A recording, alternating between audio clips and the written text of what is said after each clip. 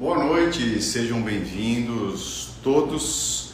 Ontem nós não conseguimos realizar nossa troca de ideia sistêmica, infelizmente, devido a alguns contratempos, mas hoje estamos aqui mais uma vez.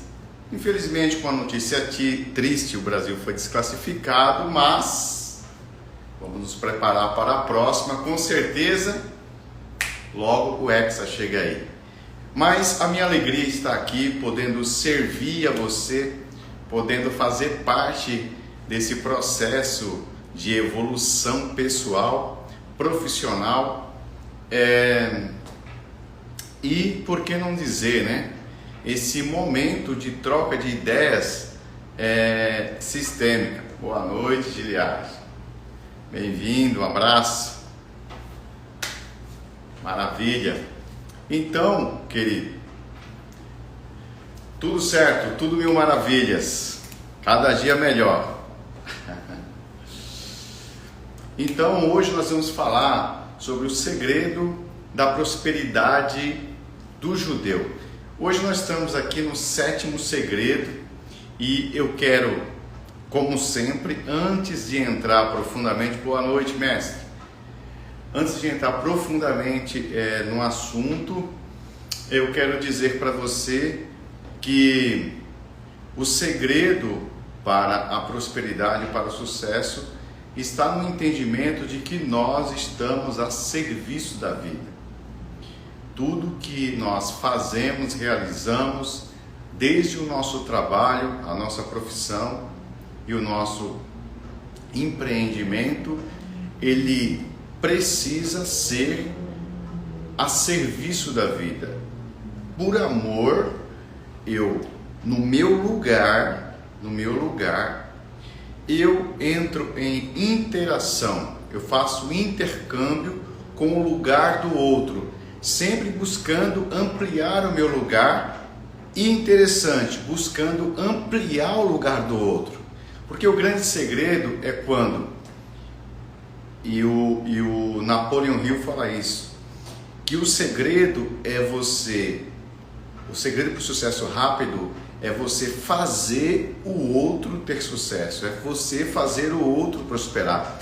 Então essa linha de mão dupla, ela faz expandir os negócios e criar um fundamento, uma estrutura mais consolidada para ir para a vida.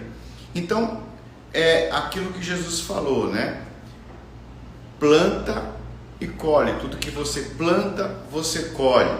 Então, a relação empregatícia, a relação comercial, a relação econômica, ela precisa internamente, no nosso lugar, buscar fazer os outros crescerem.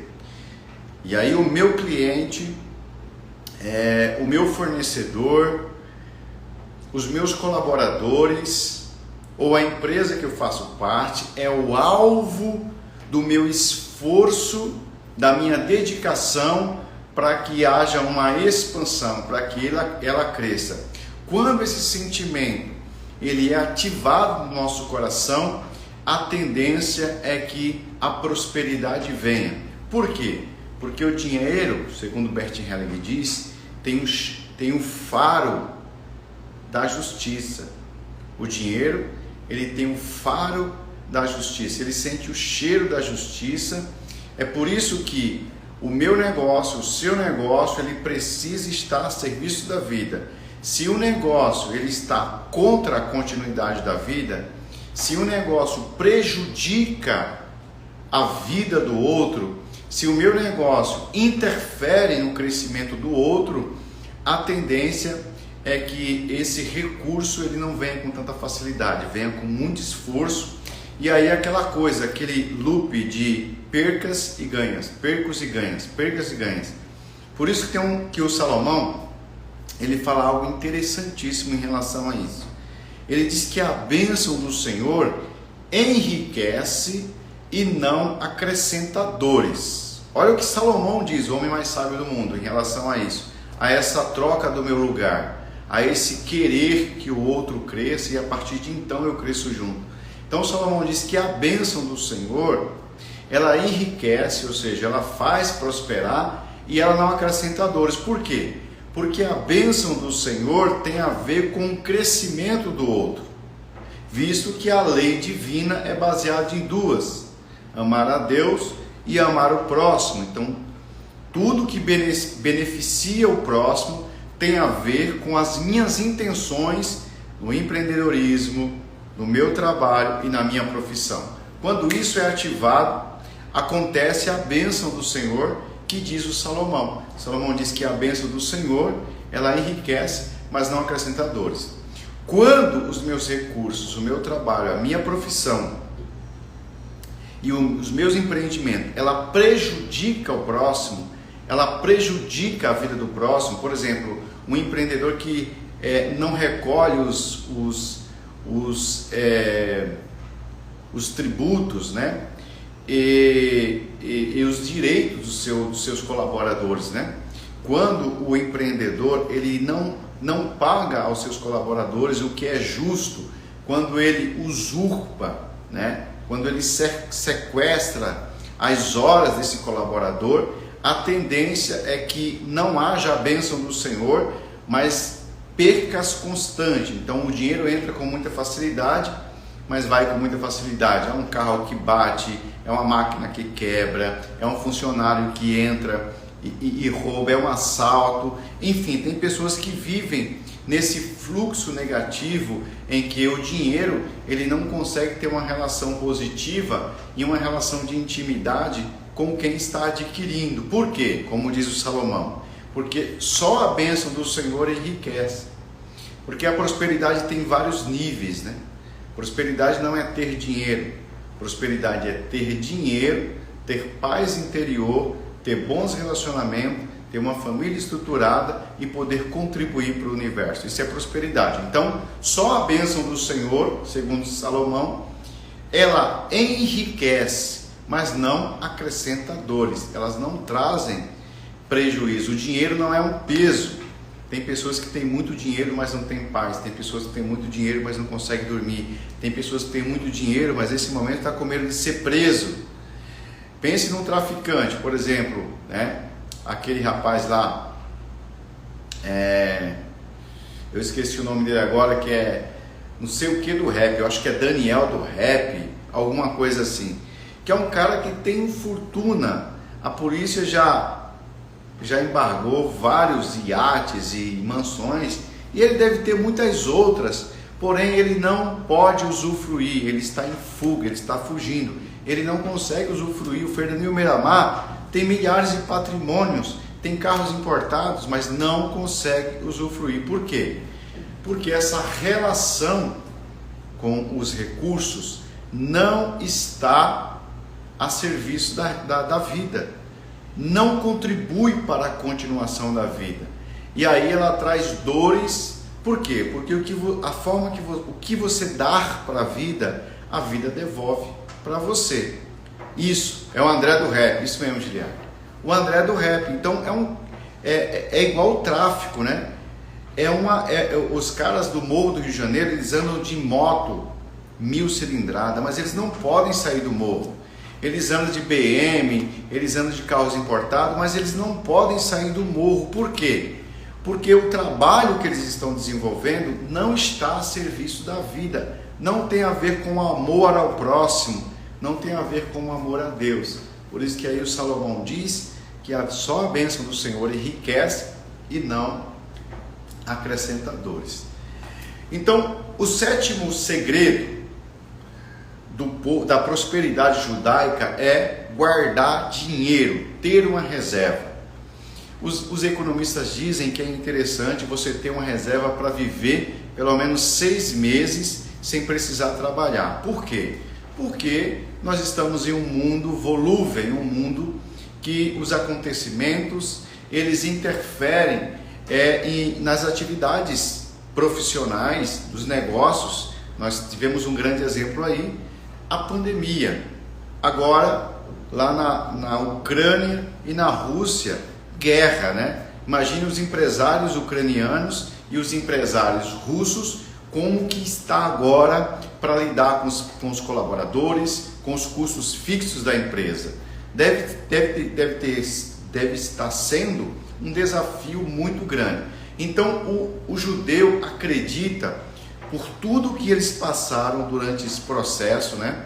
Porque o judeu é um povo que quase foi extinguido da terra por muitas vezes, e com essas problemáticas que eles enfrentaram, eles aprenderam que eles precisavam guardar recurso para o dia mau, né? Guardar recurso.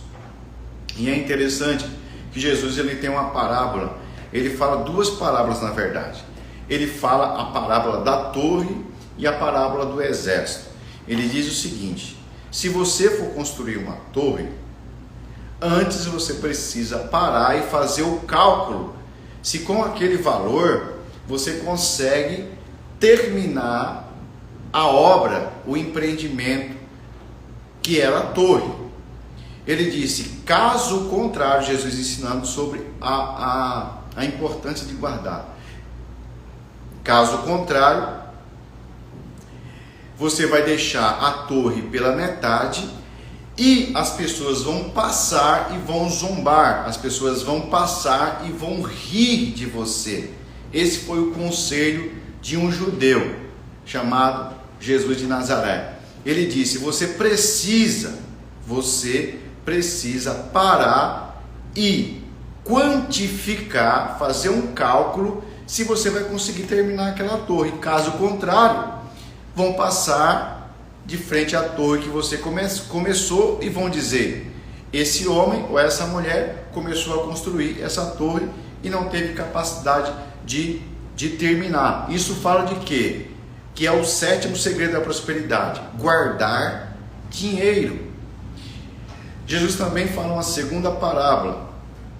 Ele fala do exército. Ele diz, se você for entrar em um embate, em uma guerra com um exército e perceber que a quantidade de soldados que você tem não é suficiente para você vencer a guerra, você tem uma opção que é de levantar a bandeirinha branca e pedir um acordo de paz, ou seja, vai pagar impostos ou vai entregar parte do território para aquele exército. O correto seria fazer uma análise da quantidade de soldados e só assim decidir entrar em guerra. Então isso fala da capacidade de se precaver, capacidade de mensurar o amanhã. Tem pessoas que dizem assim, eu não sei se eu vou viver amanhã, então comamos e bebamos que amanhã morreremos. Só que infelizmente a pessoa não morre, ou felizmente, né? Mas a pessoa não morre. Aí na idade, na velhice, fica dependendo dos filhos, fica dependendo do genro, fica dependendo do SUS, fica dependendo do governo, fica dependendo dos outros. E aí tem uma vida ou um término de vida que não é legal. Então, qual que é o conselho do judeu? Guarde dinheiro, guarde dinheiro. Se você quer ter paz, olha a mentalidade do judeu. Olha a mentalidade do judeu, perceba. O judeu pensa assim, se você quer ter paz financeira, se quer ser próspero, esse é o pensamento do judeu. Se quer ser próspero financeiramente, hoje e sempre, a regra é, você tem que guardar dinheiro. Esse é o pensamento do judeu. E isso ele ensina para os filhos. Vou repetir para você. Se você quiser ter paz financeira, porque tem gente tomando Rivotril para dormir porque está endividado. Esse é um desafio muito grande. Então, quem guarda, né? Esse é o segredo dos judeus. Se você quer ter paz financeira, se quiser ser próspero financeiramente, hoje e sempre, a regra é, você precisa guardar dinheiro. Eu sei que aqui no Ocidente, mas principalmente na América do Sul, nós não temos esse hábito. Nós não fomos educados nesse sentido. E eu sei que o processo, às vezes, é muito dolorido, porque aí você passa por muitos problemas. Aí tem que pedir dinheiro emprestado a alguém, passa vergonha porque às vezes não tem como pagar aquele recurso, não consegue dar uma boa educação para os filhos, não consegue ter uma vida saudável no sentido de entretenimento, de diversão, de viver a vida, de viajar, de poder fazer o que nós nascemos para fazer, que é ser feliz. Então nós não temos essa cultura, porém nós podemos aprender e podemos começar guardando 5%, 10%, e aí a gente vai criando esse hábito e consegue, ampliando esse hábito, ter sucesso e prosperidade, que é o conselho do judeu. Conselho do judeu. Então veja a mentalidade do judeu. Presta atenção no que eu vou falar agora. Jesus faz o milagre. Ele pega 2 peixes, 5 pães e 2 peixes, e ele serve a mais de 5.000 pessoas. Ok, Deus mandou o milagre, Deus mandou uma bênção. Maravilha, maravilha. Ok. Só que depois que todo mundo comeu, sobrou 12 cestos. Ora, o Deus que mandou aquela multiplicação poderia mandar outra. E os cestos ficaram lá jogados. Mas o judeu Jesus, ele falou o seguinte: na verdade, sobrou alguma coisa. E ali ficou ali no canto só, Sobrou, ficou ali no canto. Aí Jesus chega para os discípulos e fala assim: junte tudo que sobrou e guarde para ser utilizado, para que nada se perca, para que não haja desperdício. Veja que Jesus, ele fala do desperdício, mesmo Deus tendo multiplicado, porque às vezes Deus abençoa, Deus multiplica, mas nós não temos a consciência de que mesmo que foi Ele que multiplicou, precisamos evitar os desperdícios. Aí diz que ele, juntando pedacinho ali, pedacinho aqui, deu 12 cestos. Agora imagine se eles não juntam, se eles não dão atenção a evitar o desperdício, uma quantidade gigante de peixe, de pão seria desperdiçada. Então veja que na mentalidade de Jesus, mesmo sendo filho de Deus, ele trazia a consciência, a importância de guardar, a importância de evitar o desperdício. Não sei se está fazendo sentido para você. Sabe por que o judeu pensa assim? Presta atenção agora. Porque sem dinheiro guardado, não há como investir. Não tem. Como é que você vai investir se você não tem recurso? Não tendo dinheiro guardado, você não terá paz para aprender o que é, por exemplo, economia. Como é que você vai ter paciência de estudar, de ouvir falar sobre dinheiro, de lidar com a sua vida, de como funciona a prosperidade se você está por aqui de dívida ou por aqui de dívida? Não tem como. Por quê? Porque a dívida, a instabilidade financeira rouba a nossa paz. E um dos mecanismos para mantermos a nossa paz é guardar dinheiro, mesmo que seja um passo de cada vez. Sem dinheiro guardado, você nunca será verdadeiramente próspero. Não tem como.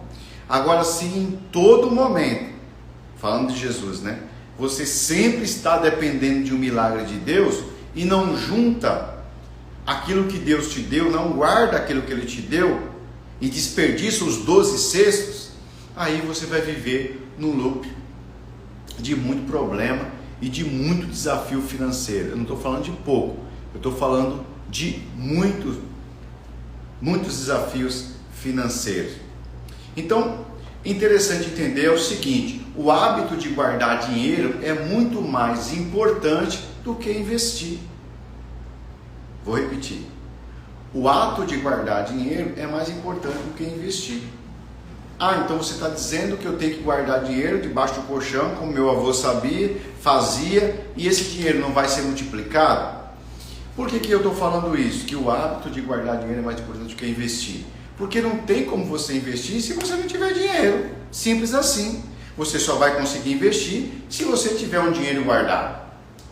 Simples assim. Simples assim. Não tem como investir se não tiver dinheiro. Um investimento em ações, não tem como investir em ações se você não tiver dinheiro. Não tem. Não tem como você investir na bolsa se você não tiver dinheiro. Não tem como investir em outros empreendimentos se você não tiver dinheiro. Então, o judeu, ele acredita, eu preciso juntar recursos.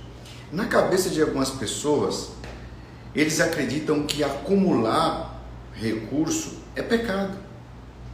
E eles acreditam que tem que gastar tudo. Aí, quando o credor, né? Quando o agiota chega querendo matar os filhos, sequestra, porque eu já vi acontecer isso, ameaça, toma os bens, aí a pessoa não acha que isso é errado. O errado é acumular dinheiro, né? Na cabeça do judeu, acumular dinheiro é uma bênção. Para o judeu, o dinheiro é uma bênção. Para o judeu, o dinheiro é uma ferramenta para cumprir o propósito de Deus. Diferente de nós que às vezes achamos que o dinheiro é sujo, que só quem tem dinheiro quem é corrupto, que o dinheiro não dá em árvore, que o dinheiro tem que ser que se consegue com sacrifício, que são crenças limitantes que impedem a minha relação saudável com o dinheiro, né? Então, o Gilberto pergunta do capitalismo. O que acontece? Vocês sabiam que Deus é capitalista? Deus é capitalista. Ele diz, tudo que você semear, você vai colher. Veja que quando Deus ele dá a terra prometida que mana leite e mel, quando ele dá a terra prometida que mana leite e mel para o povo de judeu, primeiro, eles tinham que tirar os gigantes. Então eles tinham que lutar, eles tinham que investir força para retirar os gigantes da terra. Segundo, Deus fala uma lei para ele. Olha, que Deus fala para o judeu Josué e para todos os demais judeus. Por isso que o judeu acredita nesse acúmulo. Ele diz, aonde você pisar a planta do seu pé, eu tenho te dado. E para pisar a planta do pé, depende da ambição. Porque existe uma diferença entre ambição e ganância. Ganância é quando você só pensa em si. Ambição é quando você precisa ter em abundância para distribuir com o pobre, com o órfão, com a viúva e com o estrangeiro. Então, essa ambição foi dada a partir da decisão de cada um deles. Então, se você pisar 1 metro, você vai ter 1 metro de terra.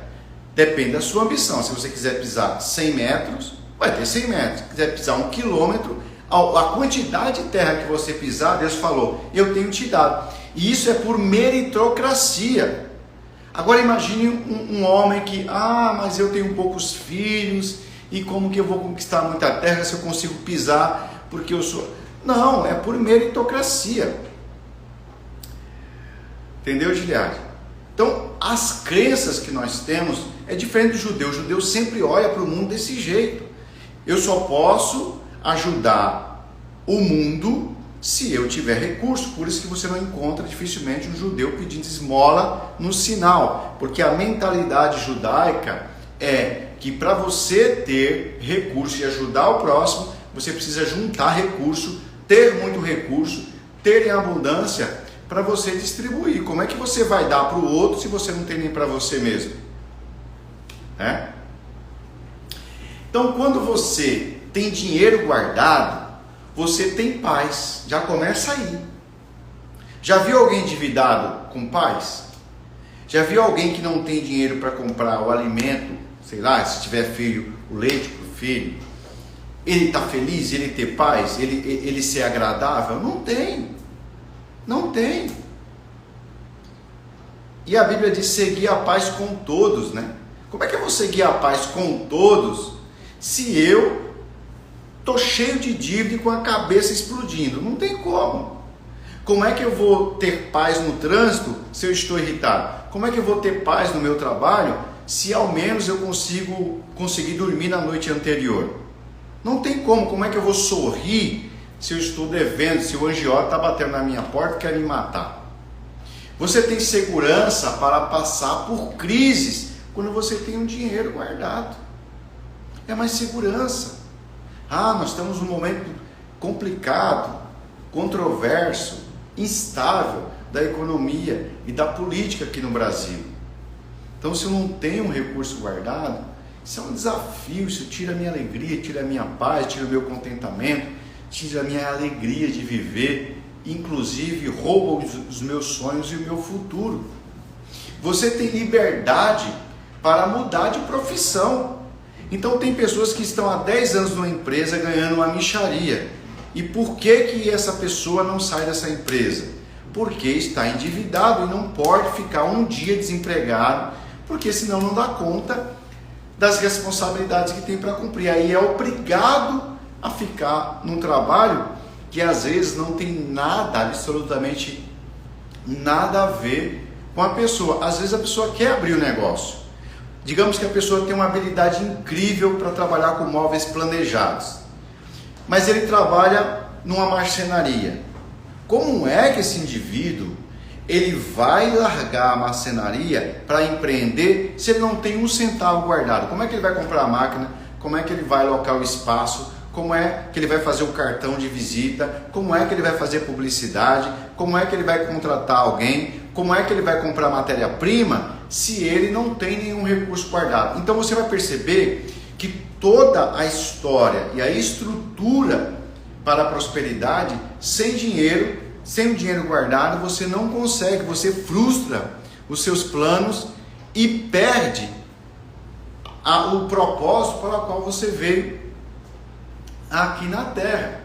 Então a falta, presta atenção que eu vou falar para você agora, a falta de dinheiro guardado conduz à pobreza, porque as pessoas vão te explorar. Quando você não tem dinheiro, você vai utilizar o cartão de crédito a quase 400%. Hoje os juros do cartão de crédito está 380%. Você tem noção do que é isso?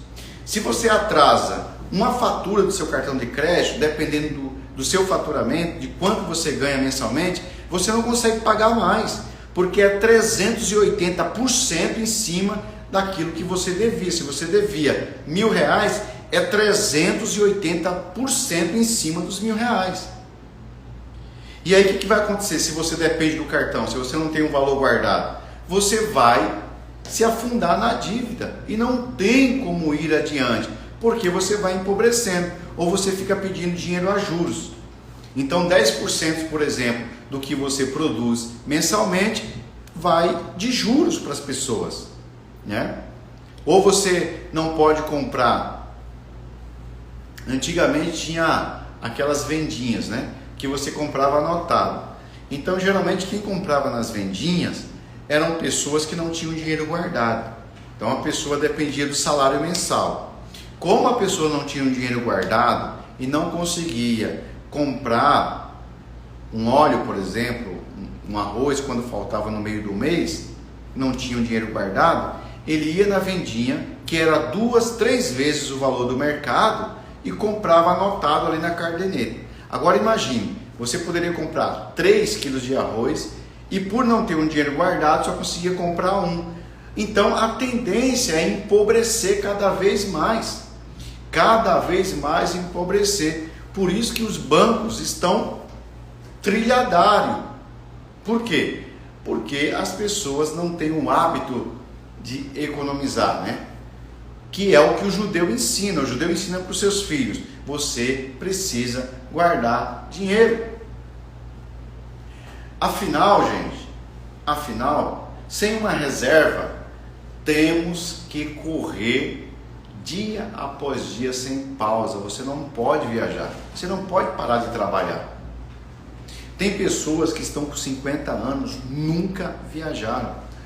Por que não viajaram? Porque não podem, tem que esperar as férias. Só que às vezes vende as férias porque está endividado.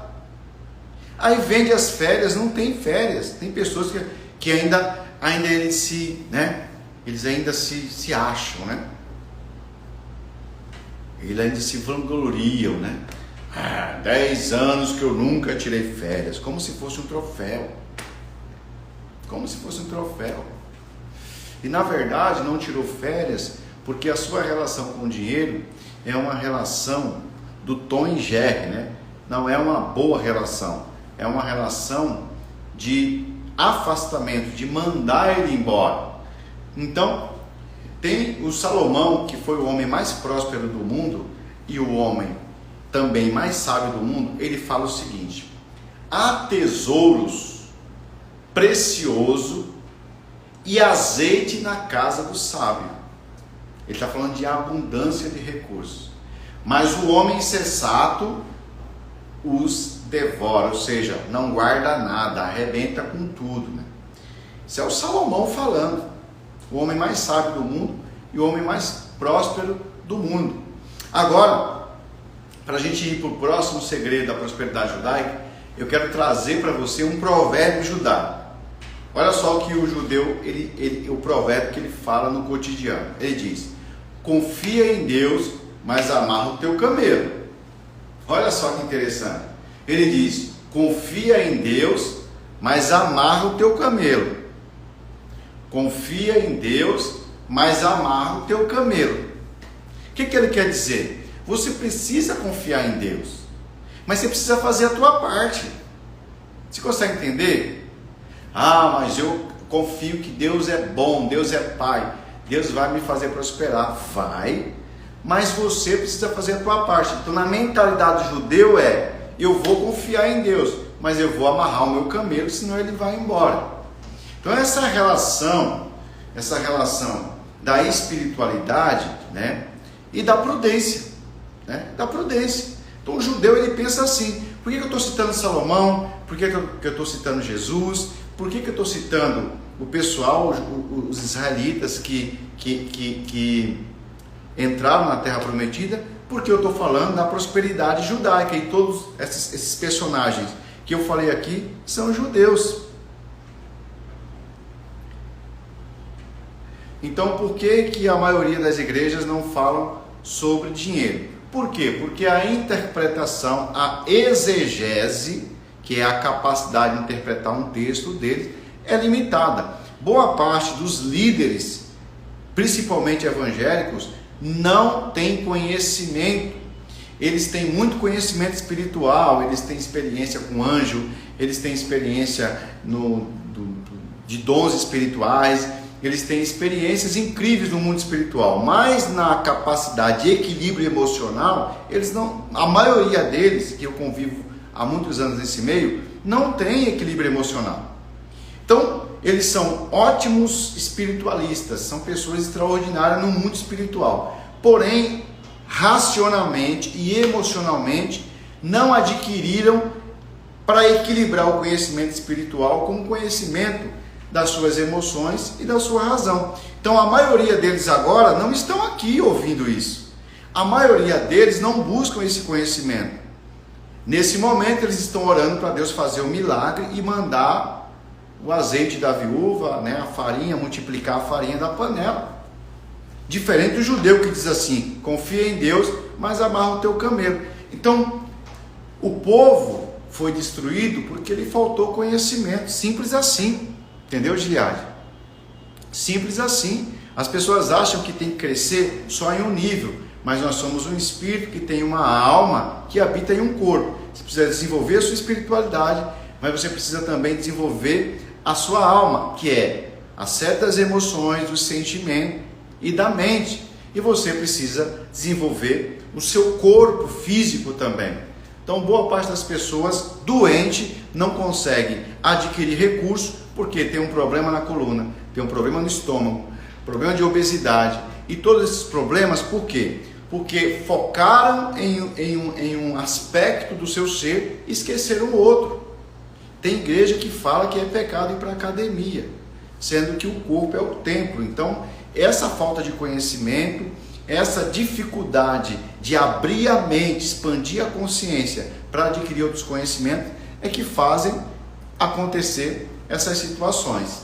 Beleza, pessoal? Então, o sétimo segredo da prosperidade judaica é guardar dinheiro. O judeu acredita, inculca no seu filho. Tem que guardar, tem que guardar, tem que guardar, tem que guardar. E até Jesus é assim, ele guarda os seus tesouros, né? Ele guarda, ele diz assim, ó, para você buscar os tesouros do céu, né? Então, até Jesus guarda tesouro. Porque o judeu acredita que você não pode servir ao dinheiro. O dinheiro tem que servir a você. Porque eu estou falando de quê? Eu estou falando do segredo judeu para a prosperidade. Então o judeu acredita que o dinheiro não pode ser o seu senhor. Eles que têm que ser o senhor do dinheiro. Então Jesus ele fala, não se submeta ao domínio do dinheiro, mas amontoe tesouros no céu. Então, o amontoar tesouro, que é o capitalismo, no céu é assim, amontoar, ele amontoa tesouros no céu, não amontoe na terra, porque vem a traça, vem o ladrão e rouba. Então quando você... Eu acho que pausou aí, né, pessoal? Eu acho que deu uma pausa aí, né? Deu uma pausa, ok, voltamos aqui. Então, pessoal, esse é o 7º segredo da prosperidade judaica.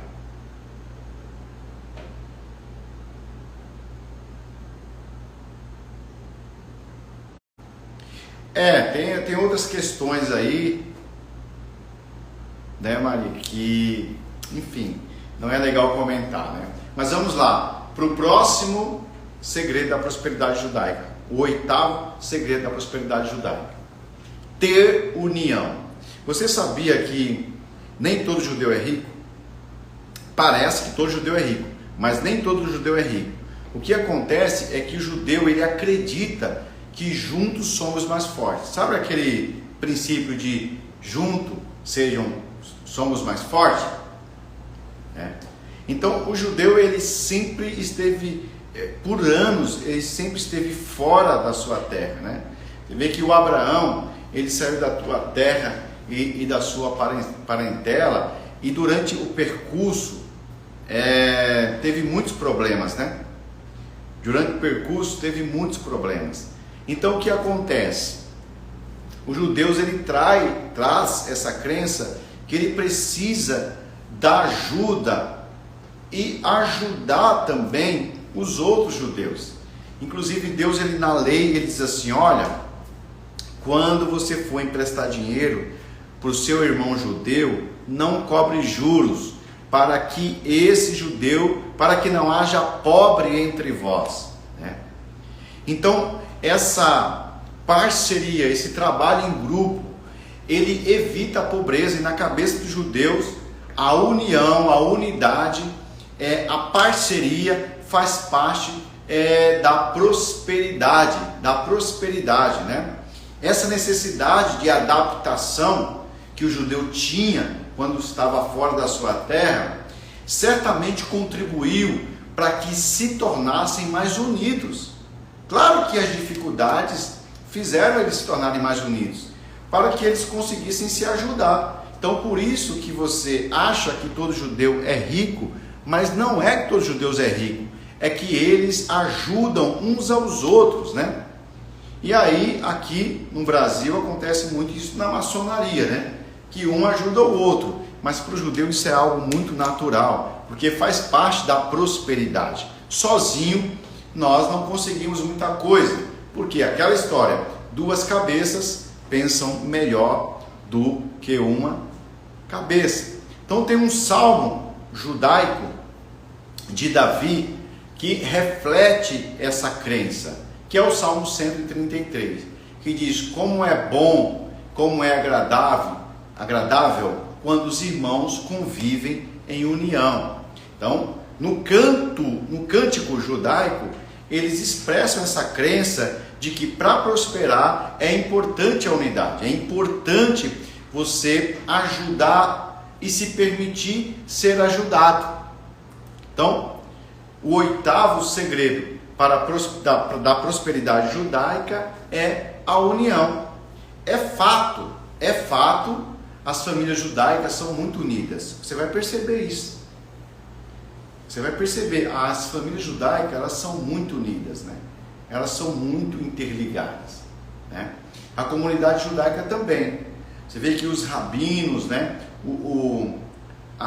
Os grupos de judeu, né? As comunas de judeu, lá em São Paulo, por exemplo, tem um bairro só de judeu, né? E você vai perceber que eles vão se aglomerando e eles criam, né, comunidades que, unidos, né, eles conseguem aprender a língua do país e conseguem assessorar um ao outro para conseguir o seu objetivo. Quando alguém na comunidade judaica ou na família, quando alguém tem problemas, os outros ajudam. Por quê? Porque foi um mandamento de Deus. Por isso que eu falo para as pessoas: leiam a Bíblia, leiam a Bíblia. Mas não leia a Bíblia com um olhar de religioso, porque você vai ficar uma pessoa chata, você vai ficar uma pessoa insuportável, porque você vai se achar melhor do que todo mundo. Então não leia a Bíblia com um olhar de religioso, porque você vai condenar todo mundo e não vai aprender absolutamente nada, vai ficar um xarope. Então não seja um xarope, não seja, aprenda, evolua. Saiba que você tem um espírito, tem uma alma e tem um corpo, você precisa trabalhar os três e não um só. Agora imagine, eu acabei de falar para vocês que com os judeus eles têm essa coisa da unidade, né? Da unidade, da união, da comunidade, né? Agora pense aqui no Brasil, né? A divisão que existe aqui no Brasil. E a divisão, ela não se restringe só aos relacionamentos interpessoais, né? A divisão aqui no Brasil e na América Latina principalmente, são a divisão política. Você vê hoje, né? Nós temos a esquerda e a direita, Lula, Bolsonaro, né? E dentro da direita tem as subdivisões, é incrível. Dentro da esquerda tem as subdivisões. Então não é só uma divisão no relacionamento interpessoal, mas uma divisão política, ideológica e divisão de classe, aos negros, os brancos, né? Os pobres, o rico, classe média alta, então é uma loucura, né? Então é o pobre contra o rico, é o homossexual contra o hétero, é louco isso, entendeu? É o patrão contra o funcionário, é o funcionário contra um patrão, e numa comunidade como essa, nós não conseguimos crescer. Então o Giliard está perguntando das igrejas brasileiras da União, né? Eu acho que é uma cultura aqui do Brasil, o egoísmo, o egocentrismo, pensar só em si, até mesmo pela história da nossa colonização. Então é fato que nós brasileiros temos dificuldade de pensar no outro. Por isso eu estou trazendo esse pensamento aqui para você, que é o quê? Que são os segredos da prosperidade judaica. Se você quiser prosperar, não adianta estar olhando para o negativo, porque essa é a cultura da América Latina, é a cultura do brasileiro, né? De dar o seu jeitinho, pensar só em si. Mas nós estamos trazendo uma ideologia judaica que deu resultado, que deu sucesso, e é ela que nós precisamos implementar no nosso dia a dia e no nosso negócio para fazer a coisa acontecer. Por quê? Porque parece que ainda não descobrimos o poder que há na união, o poder que há na unidade. Então eu dou um conselho para você: saia do ecossistema que não faz parte daquilo que você acredita.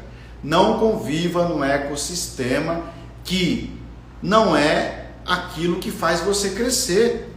Tem muitas pessoas que se envolvem em um ecossistema, ou seja, em grupos, que não tem nada a ver com ela, que não tem nada a ver com ele.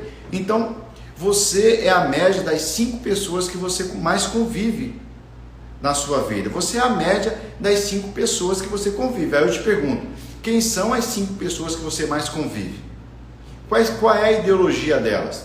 O que elas pensam? Qual é o olhar de futuro? O olhar para a economia? O olhar para os negócios? O olhar para a prosperidade?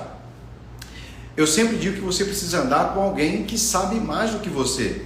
Você precisa tirar um tempo de qualidade com alguém que conhece mais do que você e sair do ecossistema de pessoas reclamonas, pessoas negativas, pessoas acomodadas, pessoas críticas demais, pessoas arrogantes, pessoas egoístas. Desse ecossistema, mesmo que você seja criticado, você tem que sair fora. E você tem que se aproximar de pessoas que tenham a ideologia daquilo que vai te fazer crescer, vai te fazer ir adiante, vai te fazer ser maior. Entendeu? Então, sempre que for possível, se esforce para manter a união. Sempre que for possível, pois há grande prosperidade na união. E não adianta você querer ser unido com quem não tem maturidade para se unir com você.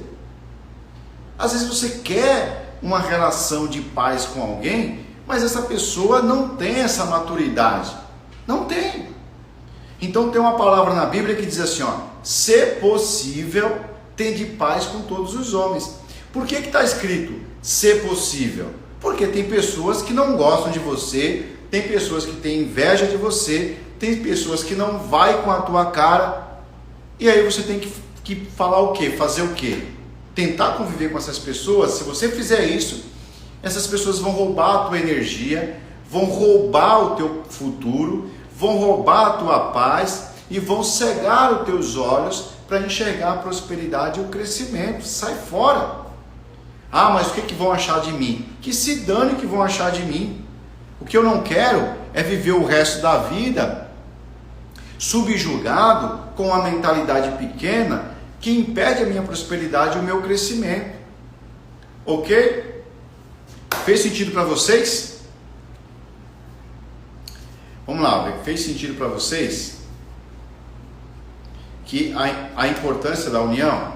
Então esse foi o último, eu falei de 8 segredos da prosperidade judaica. Se você entrar lá no YouTube, no Z7, Z número 7, ponto Jaziel, você vai encontrar todos os segredos da prosperidade judaica e outros vídeos que eu falo sobre negócio e falo sobre desenvolvimento pessoal também. Sempre às 8 horas da manhã, eu estou fazendo também um outro encontro que eu falo só sobre desenvolvimento humano, só sobre crenças limitantes, programação neurolinguística, neurociência, psicanálise, psicologia e outros temas ligados ao aspecto de desenvolvimento pessoal. Ok, pessoal? Então, um abraço para vocês. Obrigado, Giliardi, aí pela participação. Obrigado pelos demais, que vocês tenham uma ótima e uma excelente noite e que esse final de semana seja fantástico, esse final de semana seja extraordinário. Um abraço, tudo de bom!